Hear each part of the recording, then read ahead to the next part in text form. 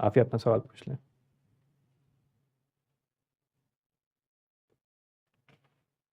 عافیہ خان اپنا سوال پوچھ لیجیے. اچھا السلام علیکم ورحمۃ اللہ. جی وعلیکم السلام. آپ کا حجامہ کے بارے میں کیا خیال ہے؟ لوگ آج کل اس کو ایز اے سنت اور عبادت کے بھی پروموٹ کر رہے ہیں، تو جی بہت شکریہ. اس طرح کی کوئی چیز نہ کبھی سنت ہوتی ہے نہ سنت ہے. اپنے اپنے زمانے کے علاج کے طریقے ہیں، یہ طریقہ بھی تھا. اب سائنسی لحاظ سے دیکھنا چاہیے، اگر مفید ہے تو اختیار کیے رکھیں، ورنہ یہ وہی طب ہے جو ہمارے ہاں دیہات کی طب کہلاتی ہے. مجھے بھی بہت تجربات ہیں، آپ کو بھی ہوں گے. جو لوگ دیہات میں رہے ہیں انہیں معلوم ہے کہ وہاں بڑے بوڑھے بزرگ بہت سی باتیں بتاتے ہیں، تو اس میں علاج کے طریقے بھی رائج ہو جاتے ہیں. یہ طب جس سے اب ہم فائدہ اٹھا رہے ہیں، وہ ایلوپیتھی ہو وہ ہومیوپیتھی ہو، یہ بھی اسی طرح انسانی تجربات سے وجود میں آئی ہے. تو انسانی تجربات کی ایک بڑی تاریخ ہے. اسی لیے دیکھیے ہمارے قدیم اطباء ایک لفظ استعمال کرتے ہیں، یہ ہمارے مجربات ہیں.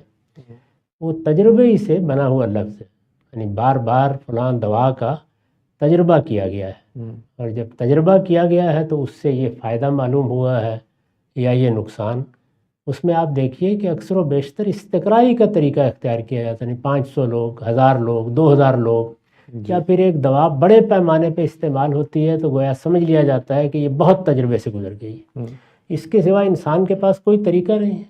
کبھی موقع ملے تو وہ گفتگو پڑھیے جب پہلی مرتبہ اکبر اعظم کے سامنے تمباکو پیش کیا گیا، تو اس میں ایک گفتگو ہوئی ہے، وہ پڑھنے کی ہے. یعنی وہاں جو طبیب ہیں وہ یہ کہہ رہے ہیں کہ آپ کسی ایسی چیز کو کیوں استعمال کریں گے جو ہمارے تجربے میں نہیں آئی، ہمیں معلوم نہیں ہے. ہمارے پاس جو طب کی کتابیں ہیں ان میں کہیں نہیں لکھا ہوا کہ یہ پودا کیا خصائص رکھتا ہے، اس سے کیا نقصان پہنچے گا، کیا فائدہ ہوگا.